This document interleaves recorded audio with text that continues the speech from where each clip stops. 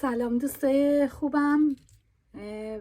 حالا اول از همه بگم که چرا کالیگرافی با 2 مداد به نظرم در واقع این تکنیک یکی از کاربردی ترین تکنیک های کالیگرافیه و اساتید خیلی کمی در این خصوص آموزش گذاشتن و من گفتم شاید لازم باشه که این آموزش رو بذارم که دوستانی که نیاز دارن به این آموزش و دوست دارن یاد بگیرن از این آموزش رو استفاده کنن. با 2 مداد روی هر بستری میتونین به راحتی بنویسین. هر جایی سفر رفتین این 2 مداد رو داشته باشید. کاغذ آچار همه جا هست، خطکش حالا برای خط زمینه لازمه، پاکن هم که هست.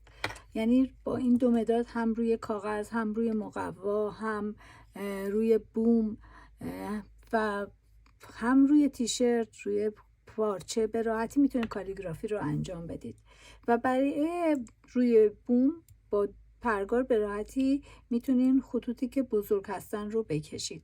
بنابراین به نظرم یکی از تکنیک های بسیار کاربردی کالیگرافی تکنیک 2 مداده. خیلی خوشحالم که در خدمتتونم و میتونم دانسته هامو در اختیارتون بذارم.